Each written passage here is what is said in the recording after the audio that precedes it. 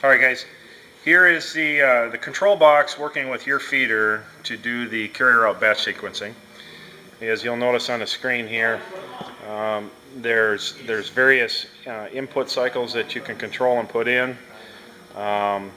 We will actually definitely send this out with a manual that describes what those keys are, but I will show you right here that we are set at a batch size of 25, and then I will show you that we are set at a count put, which would be your carrier out tray sort final count, which is at a 92.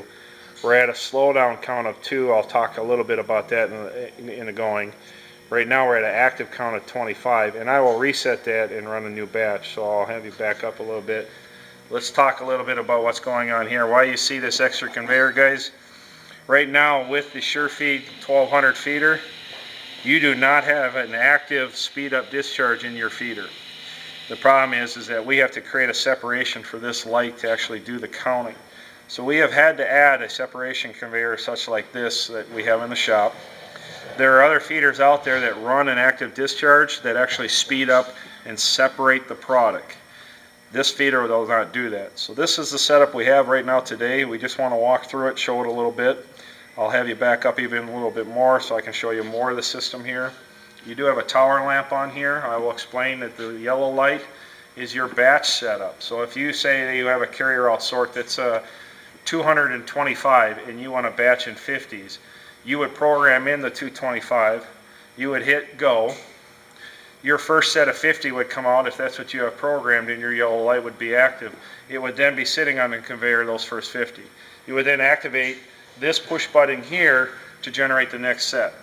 Upon pushing this button, the next 50 will come out and another yellow light will come on. We are now at 100. You will do that one more time, you'll be at 150, you'll go up to 200. Thus, the last set will be 25. When that 25 were to happen, then this red light will come on telling you as the operator that your final tray count has been reached. At that point, you will finish your tray. You'll come back to this keyboard hitting 0 to reset the function after you have put in the next count.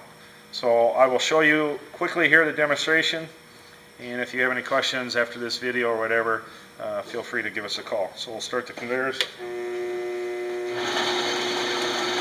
What I'm going to actually do is I'm set at 92 and 25. I'm going to hit the 0 key and reset it, and it's going to spit out the first 25.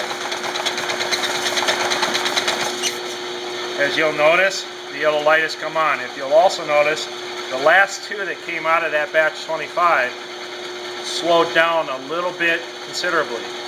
On any feeder, this is not a stepper motor. We can't command start stop as active as that. So there is a slowdown function in here that allows you to say on the last 2 or the last 3, we're going to slow it down to a different speed so we can stop it easier and make sure we stop on the right count.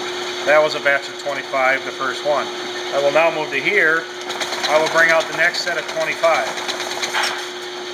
Again, yellow light. We're programmed for 92, remember. So I'm going to do one more here. And another set of 25 with a yellow light, leaving us at 75 total to get to the 92. This last batch is going to be a 17 with a red light. At that point, you would go in here, key in your next carrier out tray setup. You would hit 0 again and begin the next run. I did not change the function, so we're going to go back through this again. 25, 25, 25, and the final one being 17 with a red light. That's it. Thanks.